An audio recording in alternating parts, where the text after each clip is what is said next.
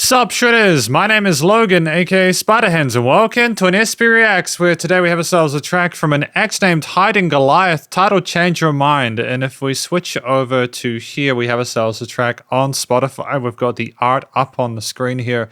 We're going to listen through it from start till finish, and we're going to hear what we think. Let's go, let's do it. I searched for someone for so long. When I found you, our love felt strong. We shared moments I won't forget, like on the night that we first met. So tell me why. I like the driving force of those guitars and drums.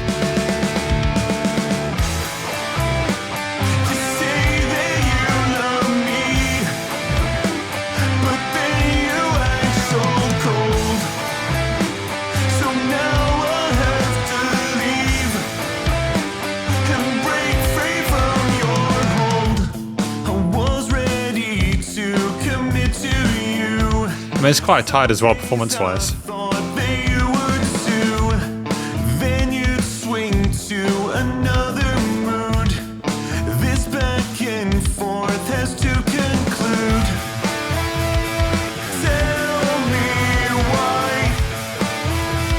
you change your mind.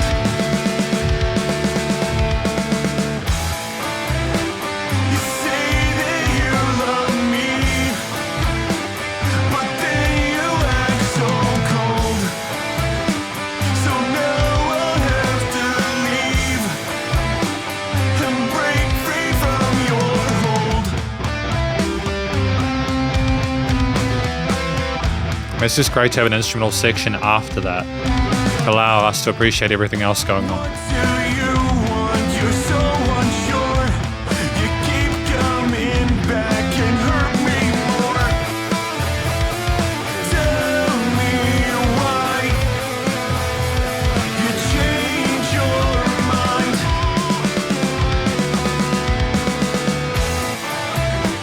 You say that you love me, but then you act so cold. So now I'll have to leave and break free from your hold.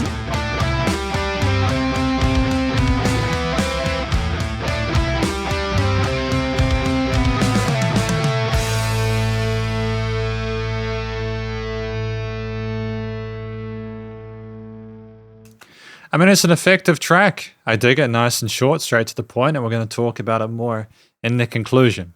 Because welcome to the conclusion of my review of this track from an axe named Hiding Goliath, titled Change Your Mind. Now, what do I think this track is about? I think it's about someone who is in this relationship with another, and they simply just cannot stay on one train of thought or from one perspective. They keep flipping between, and it's just causing a sense of stress and animosity within the relationship, to the point where the person telling the story feels as if they really need to leave. And I just think there will be people that relate to that, who have been in situations like that. I just feel like that's effective, if not for like the actual sort of depth of the story itself, but also the accessibility of it. The vocals themselves are really well articulated. There's a sense of angst and kind of trepidation to it, a bit of vulnerability shown, but it also seems sort of real and authentic, with a bit of grit to the vocals in certain parts due to the vocal fray. I liked the melodies within it, focusing on that minor orient with the key signatures and scales, and they are well voiced within the mix. No complaints whatsoever in regards to that. I feel like the style is appropriate for the genre that we're doing here, this kind of hard, kind of alt rock kind of aesthetic, and it suits. And I just feel like it's well communicated, and there's there's variations of the intensity there, which I feel just kind of keeps things sounding relatively fresh. The track at 2 minutes 39 is well fleshed out, with a variety of different sort of guitar, bass, and drum parts there.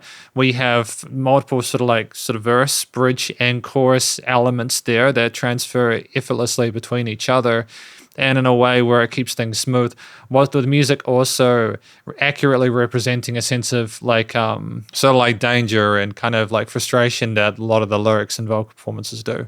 I like the tone of the guitars with their various arpeggiated parts, the power chord elements there, some sort of lead parts in there as well, pseudo leads, with the focus being on the vocals as the main lead within this track. They typically highlighted, again, the minor key signature of it, and with a main point of color within the mix there, but they had variation in the way they were implemented. I mean, like, we didn't just have distorted, like, we had cleaner guitars at the beginning for there to be a sense of dynamic range and, I suppose, intimacy before we got into the heavier elements. But it was just great to have that consistency with that style once we got stuck into it.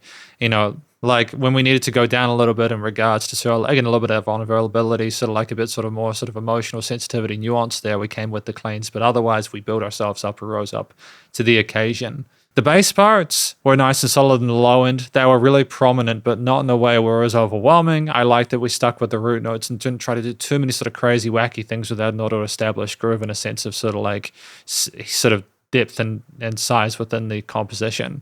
The drums had a lot of interesting sort of like snare kick and ride grooves. We've explored the cymbals and we had some interesting sort of 16th note fills as well there. And we adapted our beats against suit the mood of the various sections. And we didn't always have the drums like at the beginning. Things were a lot, they just weren't there. They allowed the vocals and guitars to start, which is more of sort of in respect to the structure, the development of the piece as a whole, it was solid.